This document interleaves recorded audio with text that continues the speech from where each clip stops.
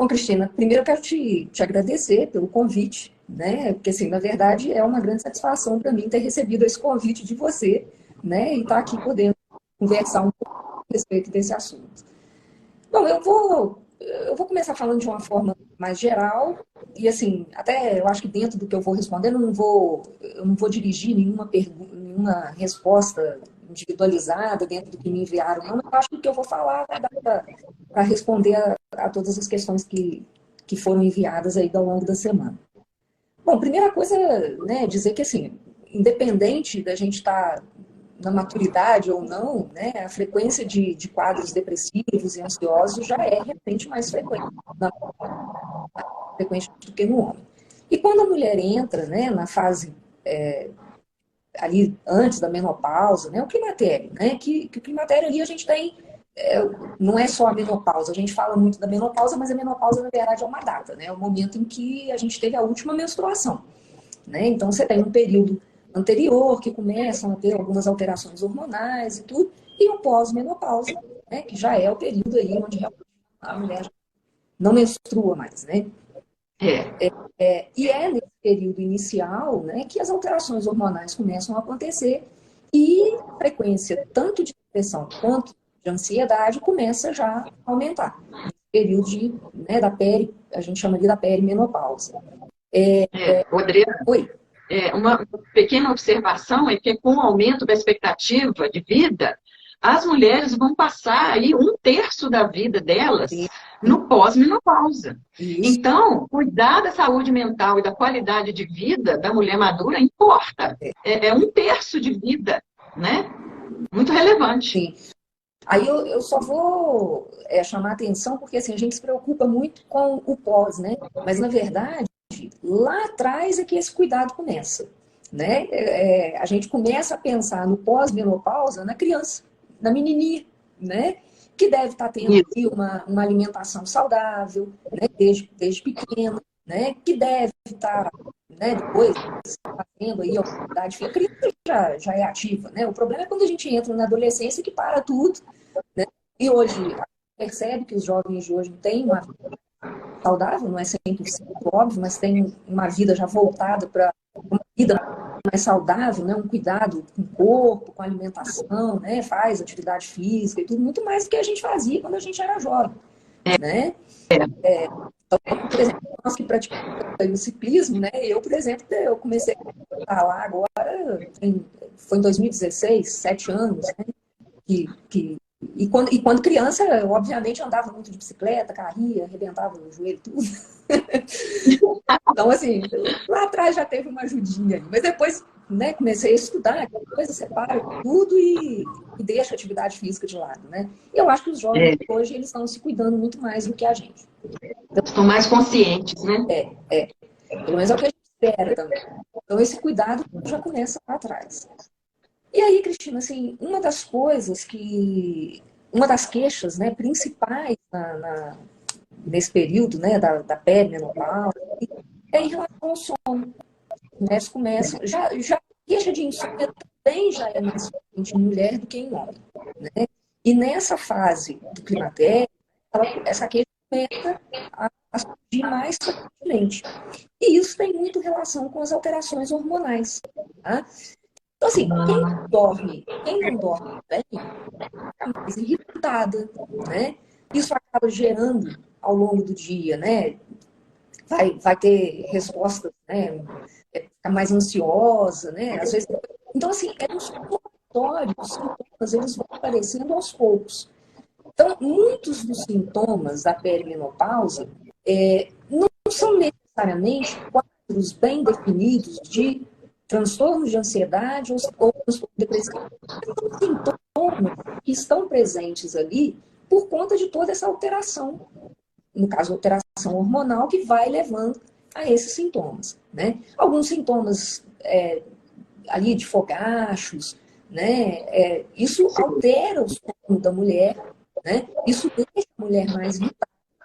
Obviamente, isso vai atrapalhar aí o humor, no sentido dela se sentir, né, mais triste, mais incomodada com a fase que ela tá vivenciando. Agora, não necessariamente isso são quadros de depressão. Essa correção hormonal, ela é suficiente para poder corrigir todos esses sintomas. O problema é a pressa, né? Porque as pessoas querem melhorar daquilo que está sentindo. Porque é um sintoma que incomoda, realmente é melhorar rápido, né? E aí, tem um pouquinho de paciência, porque a resposta à reposição hormonal, ela vai acontecer ali depois de uns 2 a 3 meses da reposição ter se iniciado.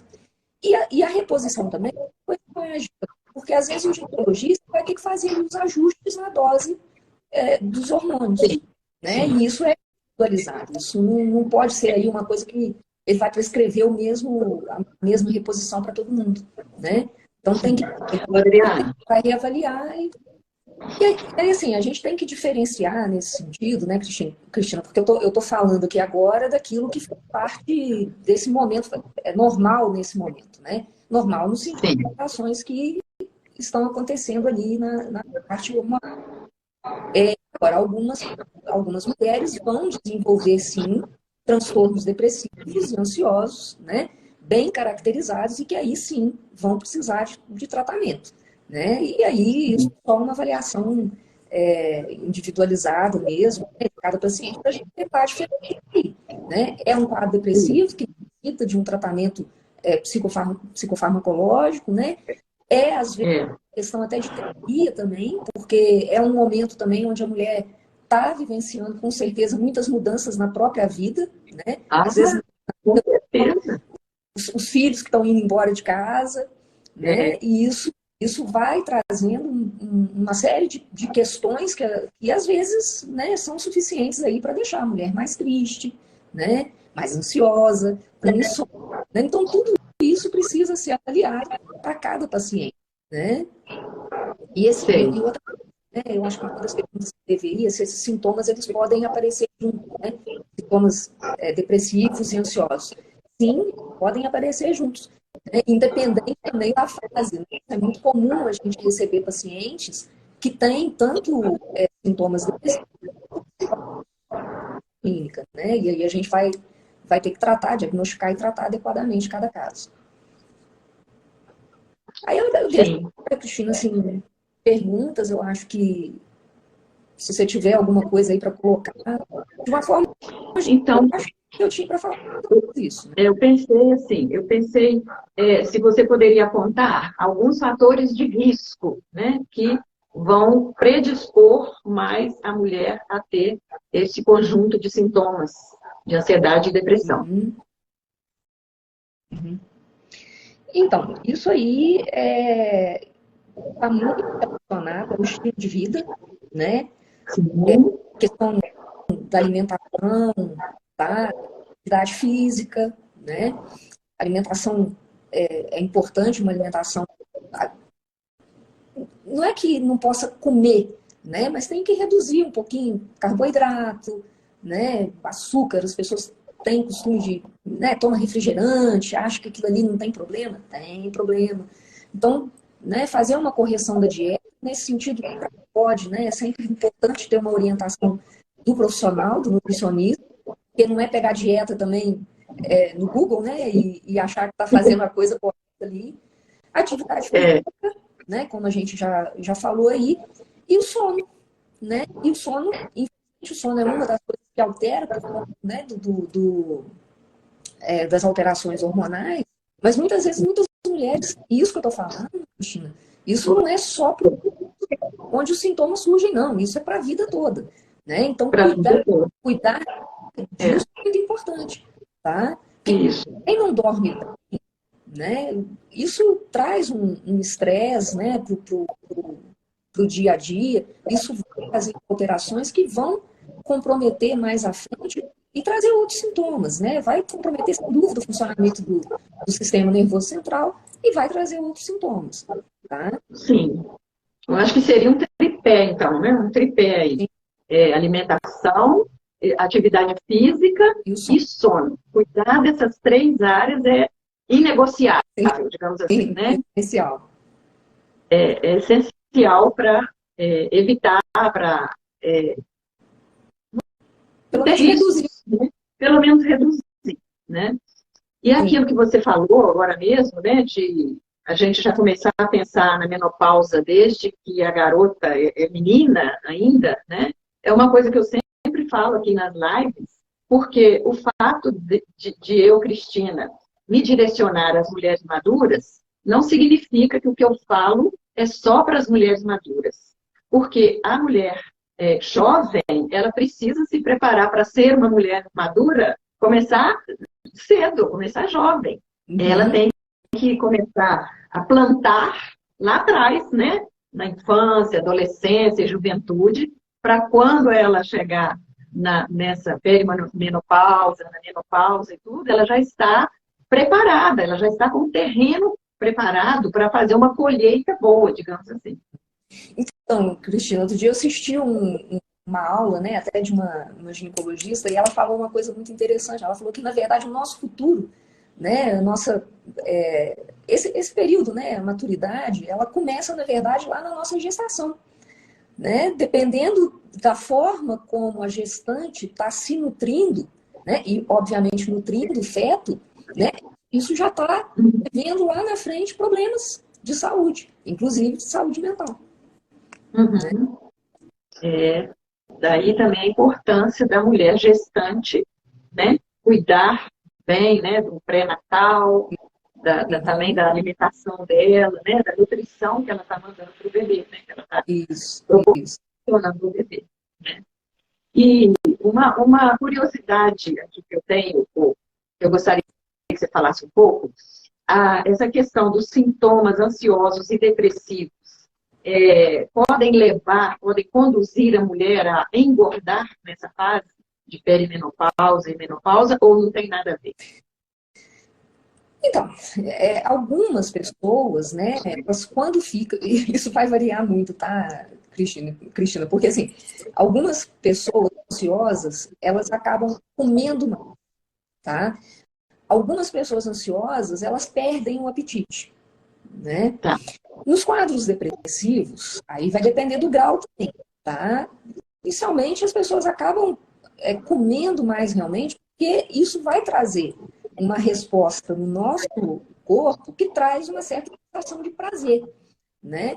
E traz essa sensação de bem-estar, a pessoa não está se sentindo bem, ela vai comer para poder sentir algum prazer ali com alguma coisa, está sentindo prazer com a coisa errada, porque na verdade vai comer nesses momentos, né, as ditas porcarias, né, são é o hambúrguer, é a pizza, né, é isso que vai dar um prazer maior e na verdade isso vai complicar ainda mais, né, porque são alimentos que não são alimentos nutritivos, né, que vão ter ali aquilo que eu falei, né, de carboidrato, e isso vai gerar uma série de respostas no organismo que vão, na verdade, prejudicar esse sintoma.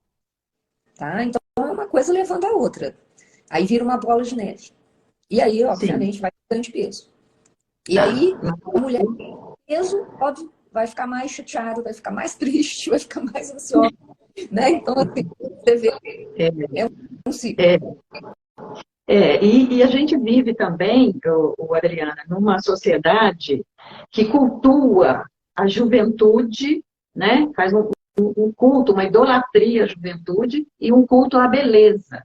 Uma beleza que é um padrão instituído pela mídia, pela cultura, pelos meios de comunicação, que é um padrão inalcançável, um padrão irreal, um padrão fantasioso. E eu vejo que muitas mulheres, às vezes, ficam correndo atrás de fazer procedimentos e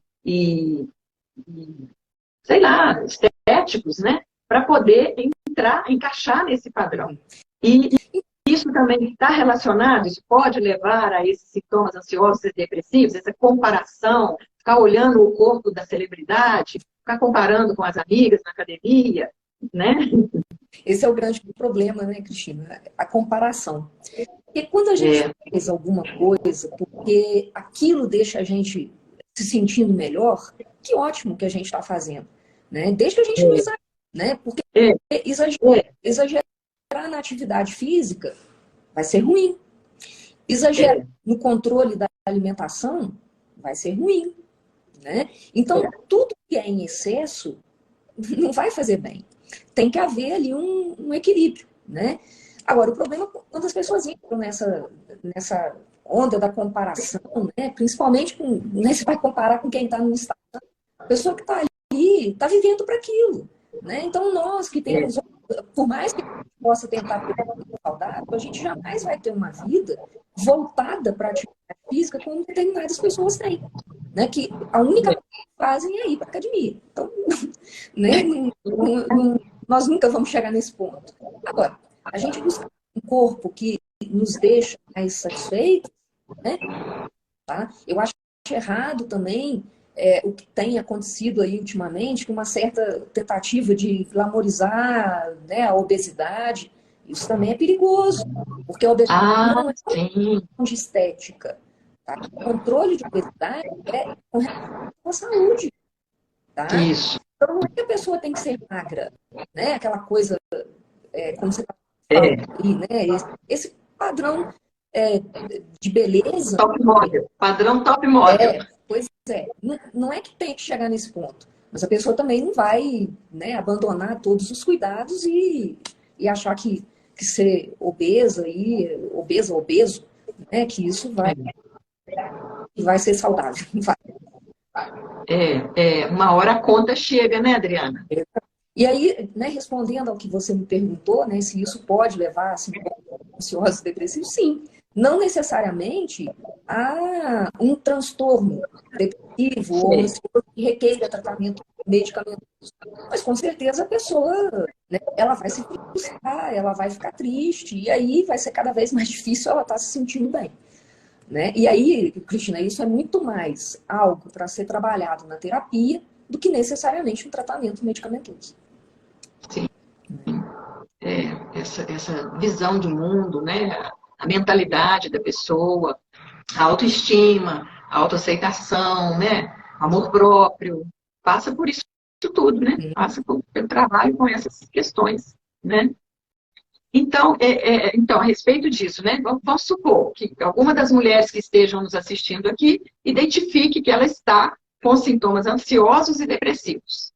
O que ela deve fazer, né? Quais são os passos, quais são as providências que ela deve tomar se ela estiver percebendo que está com sintomas ansiosos e depressivos a ponto, assim, de ficar incomodada, de isso estar paralisando suas atividades, bloqueando sua criatividade, sua socialização, etc.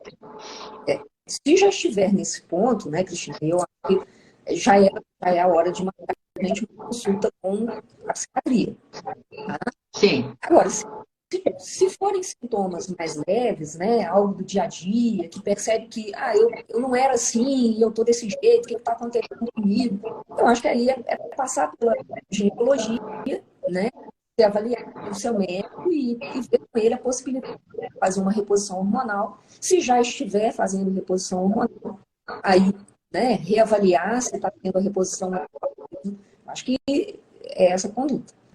E aí eu acho que a própria, né, o psiquiatra que atender vai ser capaz de orientar essa pessoa se ela realmente precisa de um tratamento medicamentoso ou se é uma questão, né, de psiquiatra. E agora nós vamos tocar no outro ponto dodói aqui. Nós vamos tocar no outro ponto dodói aqui. Eu vejo, você com certeza vê isso também, muito preconceito das pessoas, das mulheres também, de procurar um profissional da psiquiatria. Porque tem aquele estereótipo, né? Aquele tabu de que psiquiatra é médico de doido, né? E eu vejo, às vezes, a pessoa rodeando, vai em outros médicos, porque não quer assumir que precisa de uma avaliação psiquiátrica. E aí? Como fica isso, Adriana? Então, isso, na verdade, é uma imagem, né? Ficou estigmatizado, né? Como você disse, né? O psiquiatra como médico de doido, porque a psiquiatria evoluiu muito nas últimas décadas. Então, se a gente pegar aí até a década de 90 mesmo, início ali, a gente não tinha tanta medicação disponível, né? E com muito menos efeitos colaterais. As medicações psiquiátricas lá antigas, né, tinham muito mais efeitos adversos, né? E isso, as pessoas se queixavam, ficavam dopadas, né? Porque tomavam remédio e aí, né? Às vezes achavam que estavam pior do que se não tivessem se tratando. Tem a questão dos hospitais, que muitas pessoas eram internadas e às vezes até tem, né? A gente tem quadros graves que a gente só vai conseguir resolver se internar o paciente, né? Mas são casos mais graves. Hoje tem uma frequência que se internava antigamente. Então, hoje, assim, eu acho que quem tem medo, né, de ir ao psiquiatra tem que vencer esse medo. Porque, por exemplo, eu já ouvi várias vezes de pacientes meus aqui que demoraram muito para vir, né, ao consultório e se arrependeram de não ter ido antes, né? Porque assim, Sim. se sentiram tão bem depois do tratamento, né, que perceberam que aquilo era realmente preconceito, que não condiz com a realidade, né? Uhum. Tem colegas, né, que estão ainda à moda antiga? Infelizmente tem. Mas, né, aí é escolher um bom profissional. Se você for em algum profissional que não, né, tá a conduta adequada, não se identificar com a pessoa e troca de É, profissional. tem que encontrar uma afinidade, né, com o profissional, isso é muito importante, não é, né, não é errado a pessoa mudar de profissional porque não encontrou afinidade com o A, e aí passou para o B, e encontrou afinidade com o B, e integrou, e encaixou, e prossegue, né?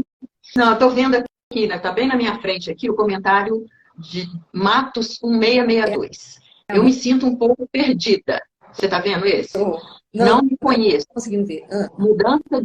Mudança de humor terrível, muita irritabilidade. O que você pode dizer para essa pessoa? Eu me sinto um pouco perdida, não me conheço, mudança de humor terrível, muita irritabilidade. Então, eu acho que esse é o tipo de queixa que cabe na questão que eu te falei das alterações hormonais, né? Aí é preciso iniciar a terapia de reposição, avaliar a resposta, e essa resposta não é imediata, ela vai levar aí, como eu disse antes, uns 2 a 3 meses, mais ou menos, para poder estar. Se essa resposta não vier, né, e for feita essa reavaliação com o ginecologista, de dosagem ali, de reposição hormonal, tudo, eu acho que aí convém consultar um psiquiatra para poder reavaliar. Sim, entendo. Estou vendo outro comentário aqui da Tânia Prestes. Não gosto de espelho. Quando me vejo nele, não consigo crer que essa pessoa no espelho sou eu, feia e velha. Então, aí eu acho que é a dificuldade de lidar com as mudanças do envelhecimento, né? Porque a gente vai envelhecendo aos poucos, né?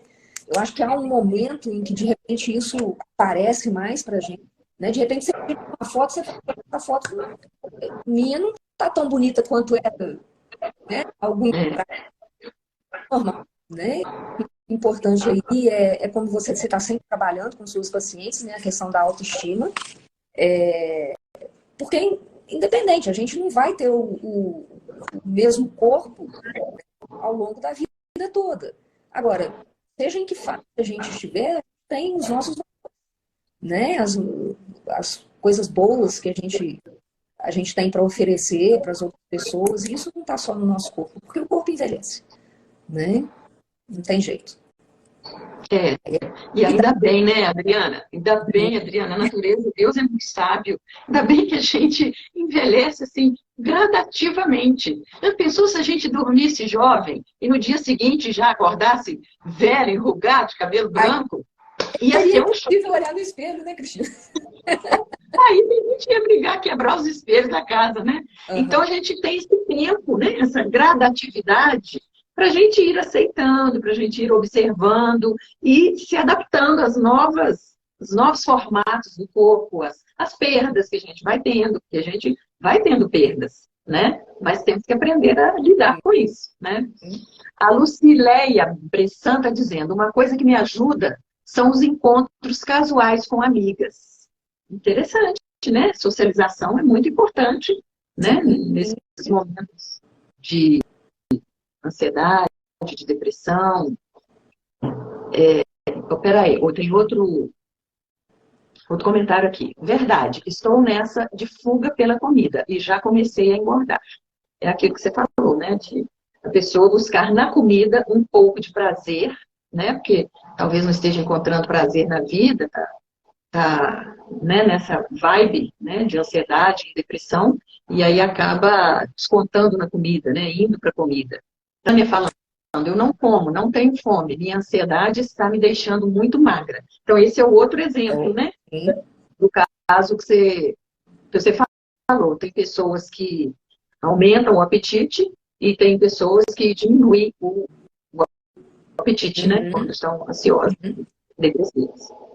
Estou vendo aqui que o pessoal precisa trabalhar a autoestima, hein? O Matos, a mulher que está nesse perfil, Matos, também falou, autoestima nenhuma, né? Tânia também está falando, não tenho autoestima. Então, gente, tem que trabalhar essa questão da autoestima, fazer uma avaliação, talvez, psicológica, né? Que a autoestima não é tratada com medicamento, né, Adriana? Eu ia dizer agora, não tem remédio para isso, não. A autoestima tem que trabalhar com terapia, com mudança de perspectiva, né? Mudança de olhar sobre si mesma. Enfim, a psicoterapia que vai ajudar isso. Aí tem que fazer uma avaliação com um profissional, né? Uma profissional competente, capacitado para avaliar qual é a conduta, né? Qual a necessidade daquela pessoa. A Zilar está falando assim, minha dificuldade é os remédios. Acho que a Zilar já faz uso de medicamentos e talvez esteja encontrando alguma dificuldade com isso, né? Então, assim, quando o paciente já está em tratamento, não está tendo boa resposta, rever. E outra coisa, tá? Às vezes pode estar havendo uma falta aí de nutrientes, que são nutrientes essenciais para o funcionamento mesmo do sistema nervoso, para a produção de neurotransmissores, para o efeito dos neurotransmissores. E se isso estiver faltando no organismo, não adianta a gente ficar assistindo embora a medicação. Então tem que ter uma avaliação completa, tá? Sim. Eu fiquei muito feliz, Adriana, que eu vi que você está trabalhando com suplementação, né? Outro dia estava assistindo uma live do Dr. Júlio Sperbi, que eu sou seguidora dele, que eu me simpatizo muito com essa linha da medicina integrativa. Aí vejo a Adriana lá. Que bacana. Então, você trabalha com suplementação também, além das medicações, não é isso? Isso. Eu tenho me aprofundado mais agora. No último ano, eu fiz bastante cursos na área, tá? Mas, assim, eu ainda eu acho que eu estou na metade do caminho ainda. Tenho muito ainda, porque é uma área nova, uma área de muito conhecimento, né? Mas, assim, eu já tenho trabalhado com isso na prática e tenho visto muito bons resultados. Tá? Isso. Ótimo, isso é excelente, porque realmente, como você disse, tem nutrientes que, se estiverem faltando, não vai adiantar ficar só tomando remédio, porque o corpo ainda está carente daquele... E uma outra coisa, assim, nesses sintomas mais leves, algumas vezes a gente não precisa nem usar medicação mesmo, psicofármaco mesmo, tá? Às vezes a gente consegue, com fitoterapia, encontrar uma melhora dos sintomas, tá? Então, isso, porque na natureza também tem muito remédio, né? Muito recurso. Sim. Aqui, a Érica está dizendo aqui, tenho acordado muito à noite com ansiedade. Então, mas isso está relacionado ao período ou ela não está nessa fase? Porque, às vezes, o que acontece é o próprio sintoma mesmo do climatério, essas alterações hormonais, tá? Às vezes a mulher acorda à noite, né? Até por conta daquele calorão, né? Que de repente fica ali mais agitado e tudo, tem palpitação, mas como sintoma mesmo, né? Do período ali da menopausa. A gente fala menopausa, mas como eu expliquei lá no início, né? A menopausa não é um período, né? A menopausa é a data do término da menstruação. É um período, né? É um período. Agora, tem que prestar atenção no período. Por outro lado, isso pode ser um quadro de ansiedade. Às vezes a pessoa acorda à noite, né, com uma crise mesmo de ansiedade. Aí tem que passar pela psiquiatria, avaliar, né, se for o caso, fazer o diagnóstico e o tratamento correto. Eu eu só não vi quem que colocou ali, né? Colocou alguma coisa ali de acordar cansada. O acordar cansado tem muito a ver com a qualidade do sono, tá? Porque dormir, eu sempre costumo falar isso no paciente, dormir não é só deitar na cama e acordar. Você tem a noite, o sono, ele tem várias fases pelas quais você tem que passar a noite. Se você não passa por essas fases de forma adequada, a sensação que você tem ao acordar é que dormiu bem, de que não dormiu nada às vezes, né? Então, é aquele sono não reparador. Às vezes a gente dorme, né? Tem pessoas que dormem 5 horas, que acordam muito mais bem dispostas do que quem dormiu 8, 9, 10 horas. Não é qualidade. Então, para isso, tem que fazer higiene do sono. Higiene do sono. Que dá uma outra live, assunto para uma outra live, porque é tão importante, né? É tão importante, uma coisa muito importante que as pessoas levam, às vezes, com descaso, Adriana, né? Deixando para dormir tarde, não tem hora para dormir, cada dia dorme num horário diferente, né? Não tem luz acesa, atividades excitatórias antes de dormir, né? Estímulos. Então, assim, a higiene a gente precisa. De celular, luz de computador, é a pior coisa que tem. Isso mesmo. Eu recebi uma pergunta, que essa eu quero responder diretamente, porque e foi engraçado com uma pergunta enviada por um homem, tá? É uma pergunta mais geral, né? E eu gostaria de responder, porque eu acho que é uma pergunta muito interessante. A pergunta foi o seguinte: devemos quebrar a ilusão da felicidade ou manter a ideia de que ser feliz é possível? Bom, essa pergunta também daria para a gente trabalhar uma live, né? Mas, assim, a princípio, né, eu acho que o importante é a gente saber que felicidade não é algo que a gente tem que correr atrás, né? Felicidade é algo que a gente vai sentir aí no dia a dia, conforme a gente está vivendo a nossa vida, né? Então, assim, não é algo que eu tenho que buscar. A felicidade, ela vai chegar para mim. O grande problema, né, é que a gente não enxerga as coisas que nos fazem felizes, porque muitas vezes a gente está aí se comparando com os outros, né?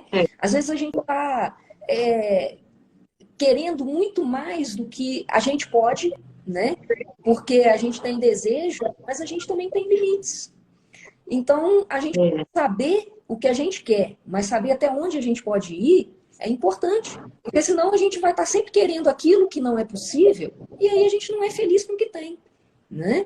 Então, eu acho que nesse sentido, é importante que as pessoas busquem o sentido do que elas estão vivendo, mas é preciso se conhecer primeiro, né? É preciso saber quem eu sou, o que eu quero e até onde eu posso ir, né? E a partir disso, aí a gente vai, né, aproveitar o que a vida está nos dando, né? E aí só um detalhe aqui, eu não queria esquecer de falar disso, que às vezes a gente fica depositando as nossas felicidade muito nos bens materiais, né? Bens materiais não trazem felicidade, né? Eles podem... Ou nas mãos de terceiros, né? A gente fica colocando a nossa felicidade nas mãos de terceiros. Né? De pessoas, relacionamentos. Depende da gente, né? E na verdade não são bens materiais que vão trazer felicidade para a gente, né, Cristina? Eu acho que até hoje em dia as pessoas perderam um pouco da questão da religiosidade, mas isso é muito importante para a gente poder, nos momentos em que a gente passa por sofrimento, que a gente tenha um amparo ali, que a gente tenha em que se pegar. Eu não estou falando aqui de religião, de ir à igreja, tal, Sei. Estou falando de fé, né? De fé, de espiritualidade. Nos momentos, né, de adversidade, a gente tem a que se apegar, é muito importante, né? É verdade. E tudo isso é o caminho para a felicidade. E aí eu anotei aqui um trechinho do Tagore e eu acho que é algo para a gente terminar, para a gente refletir aí depois, né? Ele fala o seguinte: adormeci e sonhei que a vida era alegria. Despertei e vi que a vida era obrigação. Trabalhei. E vejo que a obrigação era alegria. Olha, que interessante. Que interessante. Porque eu acho que deu um fechamento muito bacana aqui para esse tema que você está falando aí da felicidade, né?